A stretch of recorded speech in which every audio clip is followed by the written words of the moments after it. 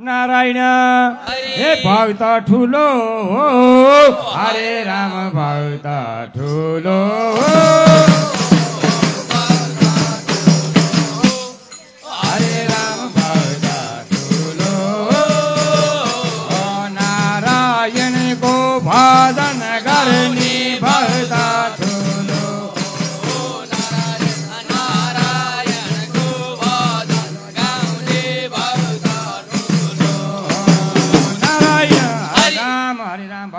भक्तजनहरूलाई अन्यथा लाग्ला भगवान भन्दा पनि भक्त कसो गरी ठुलो हुन्छ भनेर चाहिँ भनियो।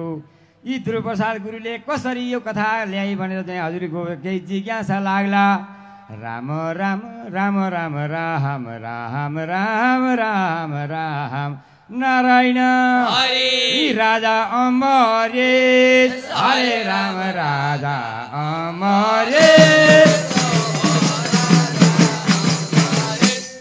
हरे राम राजा अमरेश भगवानको भजन गर्दै राजा अमरेश भगवानको भजन गर्दै राजा अमरेश नारायण हरे राम हरे राम राम राम राम।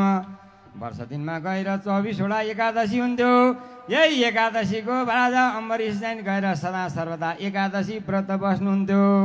10,000 गाई दान गर्नुभयो, सुन दान गर्नुभयो, हिरा दान गर्नुभयो, मोतीमाणिक्य इत्यादि दान गर्नुभयो। राम राम राम राम यही दानका प्रभावले भगवान शङ्खचक्र गदा पद्मा हातमा लिनुभएका भगवान विष्णु भएर ओ राम राम राम राजा अम्बरीशलाई सुदर्शन चक्र तिमीलाई रक्षाको खातिर भनेर नारायण सुम्पिदिनु भयो हरे राम सुम्पिदिनु भयो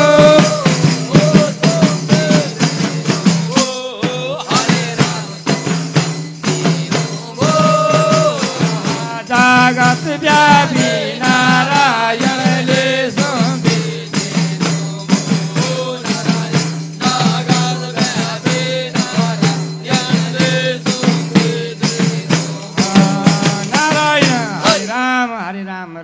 राम राम राम। आज हाम्रो भाग्यले फेरि रसुवा जिल्लादेखि यहाँ आएर हरिको कीर्तन गाउन पाउने दिन पनि एकादशीकै दिन परेको रहेछ। राम राम राम राम राम। मोहनी एकादशीका दिन यही मञ्चमा आएर भगवानको गुणानुवाद गाउन पाउने मौका हाम्रो पुर्खाले गरेको थोरै अस्तित्व रहेछ र भाग्यले जुरायो। राम राम राम राम राम नारायण हे भारी रमाइलो हरे राम भारी रमाइलो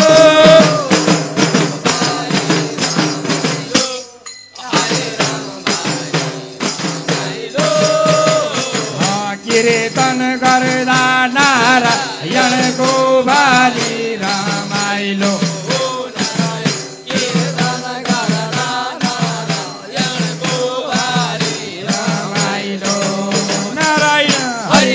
हरे राम। त्यस्ता महान पुरुष अम्बरीश राजाले व्रत गर्दा गर्दा गर्दा 12 वर्ष बितेछ।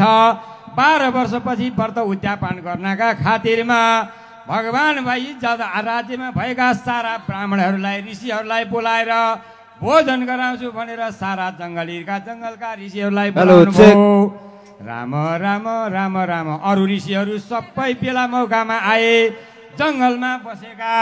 जङ्गलमा बसेका दुर्वासा ऋषि अनि आफ्नै ध्यानमा बसिरहेका खाली दुबो मात्रै खाएर बसेका रिसमा भने अलिकति कडा रिस भएका दुर्वासा ऋषि भने आउन अबेला भयो। उतातिर जाने द्वादशी सकेर व्रत यसो जाने पनि गर्नुपर्ने थियो। व्रत प्रतिष्ठान गर्नका खातिरमा केही लिएर जाने यसो स्नान गर्नुपर्ने थियो। त्यो स्नान गर्ने मौका पनि खुस्किन लाग्यो र राम राम राम राम राम नारायण बिन्ती चढाए हरे राम बिन्ती चढाए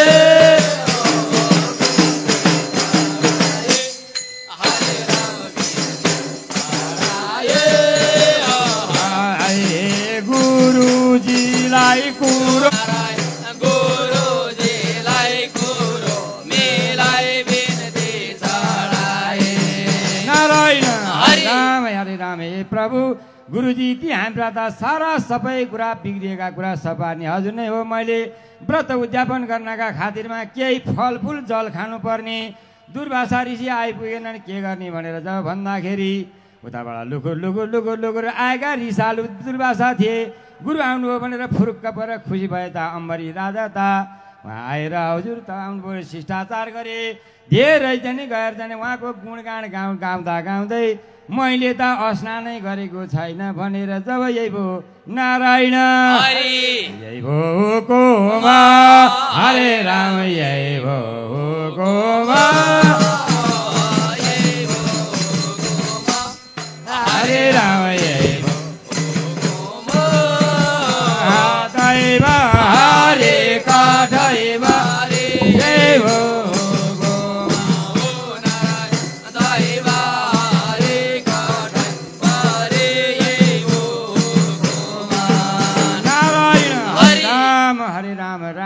म स्नान गरेर आउँछु तिमी सबैको सामान तयार पार भनेर जब दुर्वासा ऋषि समुद्र मार्न स्नान गर्नु भनेर जानुभयो।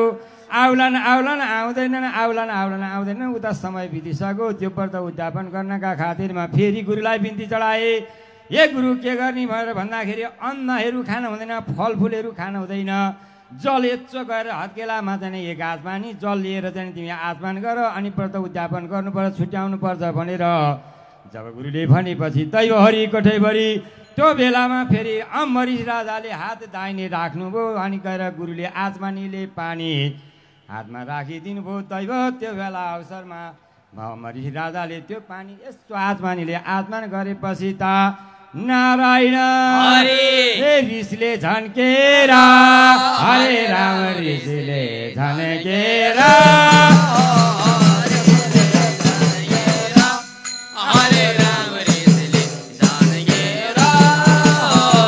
त्यसै बेला अवसरमा ऋषिले झन्केर नारायण त्यसै बेला अवसरमा ऋषिले झन्केर नारायण हरे राम अन्तर्यामी थिए दुर्वासा ऋषि।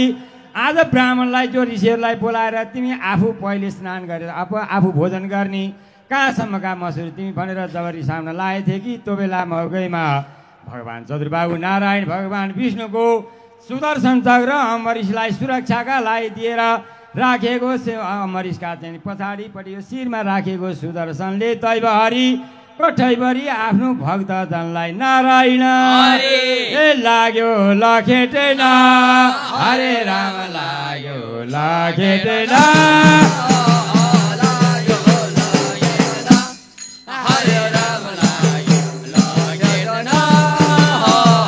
दुर्वासालाई त्यसै बेला लाग्यो लखेटेन ओ नारायण दुर्वासालाई त्यसै बेला लाग्यो लखेटेन नारायण हरे राम उहाँ 84 व्यञ्जन तयार भएको थियो।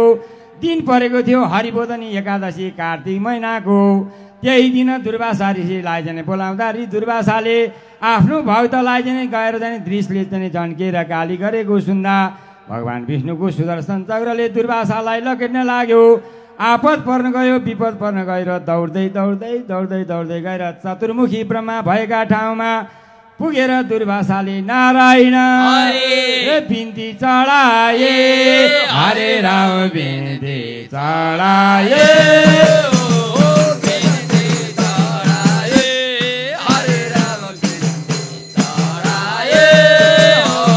ब्रह्माजीको हजुरमा बिन्ती चढाए ओ नारायण ब्रह्माजीको हजुरमा बिन्ती चढाए नारायण हरे राम हे प्रभु मैले त के जानिन मलाई जाने भगवान विष्णुको सुदर्शन चक्रले मलाई लखेट्दै लखेट्दै ल्यायो।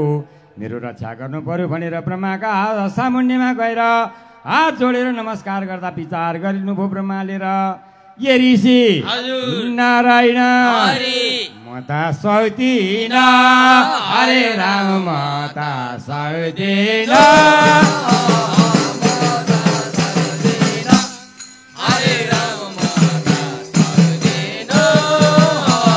भन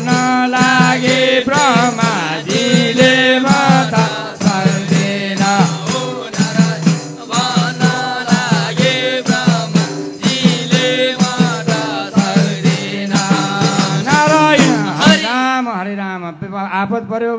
अनि दुर्वासालाई र म के गर्ने त भनेर उपाय सोद्धाखेरि म भन्दा ठुला शक्तिशाली कैलाशमा छन् जटाधारी शिव। सोही जटाधारी शिवका सामुन्यमा गएर बिन्ती चढायो भनेदेखि तिम्रो केही उपकार होला, मबाट केही पनि चल्दैन भनेर। जब यही हुकुम भएपछि दैवहरी कठैभरि त्यो बेलामा फेरि ओ दुर्वासा ऋषि पनि राम राम राम राम राम नारायण एकदम कैलाशमा हरे राम एकदम कैलाशमा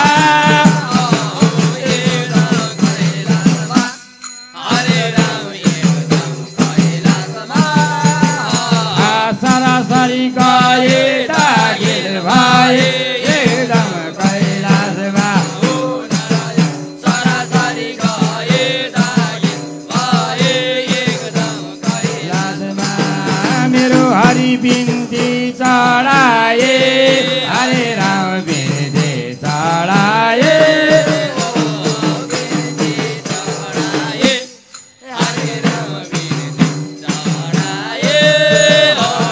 शिवाजीको हजुरमा बिन्ती चढाए शिवाजीको हजुरमा बिन्ती चढाए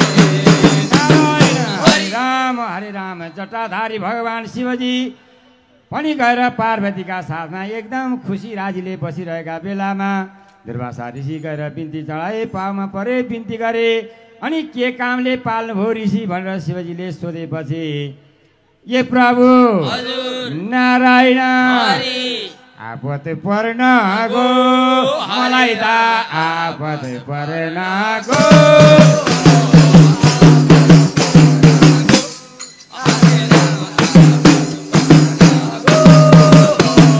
भन्न लागे त्यसै बेला आपत पर्न गो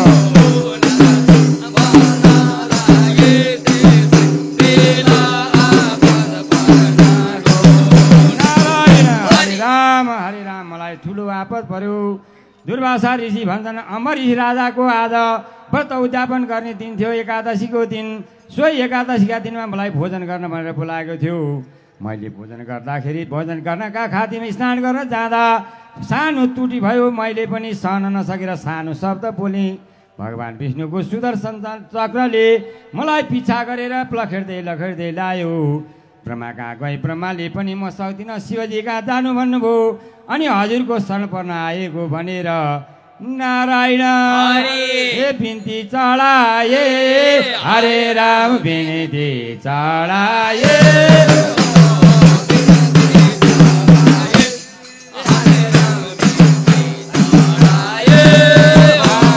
भोलानाथको हजुरमा बिन्ती चढाए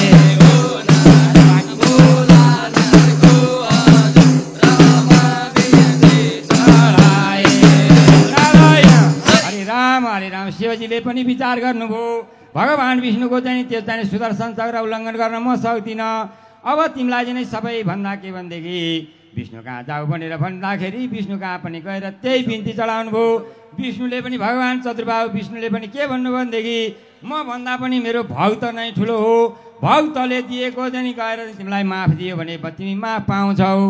म भन्दा पनि भक्त मेरो भजन गर्ने भक्त ठुलो हो भनेर जब भगवान चतुर्बाहु नारायण शङ्ख चक्र गदा पद्म हातमा लिने भएका यस्ता प्रभुको नारायण यही हो हुकुम हरे राम यही हो हुकुम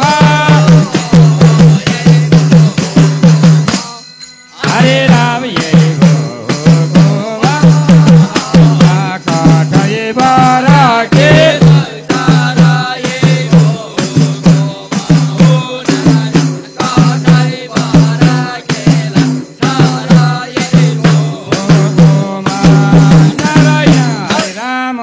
त्यहाँबाट पनि पुजेर भगवान विष्णु कहाँ जानुभयो। विष्णुलाई गरेर बिन्ती चढाएपछि पानीमा गएर ओहो दुर्वासालाई भगवान विष्णुले के भन्नु भने मेरो भक्त सबैभन्दा ठुलो, म पनि तिमीलाई केही उपकार गर्न सक्दिनँ। गएर राजा अम्बरीश कहाँ गएर माफ माग, मेरो भक्तले माफ दियो भने तिमी माफ पाउँछौ भनेर जब यस्तो हुकुम भयो भगवान शङ्ख चक्र गदा पद्म हातमा लिने भगवान चतुर्बाहु गुरुको रथे दैवहरि कठैभरि त्यो बेलामा फेरि नारायण एकदम दाखिला हरे राम एकदम दाखिला हे हरे राम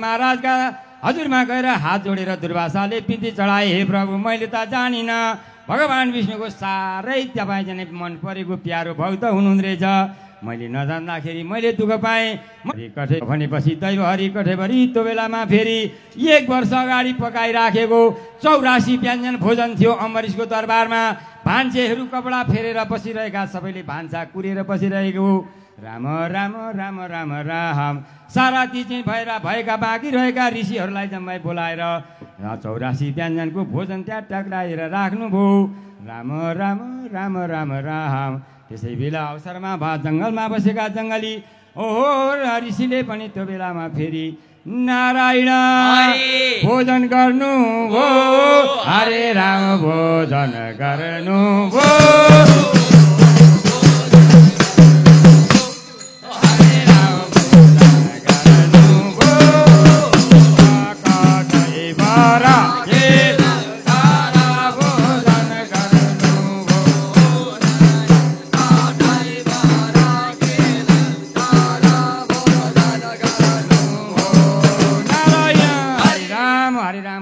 सक्नुभयो र राम राम राम राम भक्तै ठुलो हो हरे राम भक्त ठुलो हो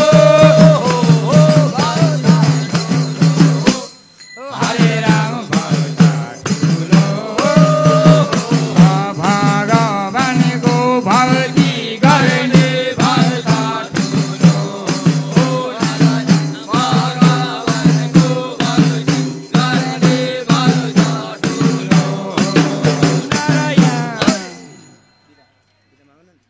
राम राम राम राम समय 15 मिनट मात्रै दिनभर त उद्घोषकजीले कथा त अलिकति बाँकी थियो तै पनि अब राम राम राम राम राम नारायण आज यतिका हरे राम आज यतिका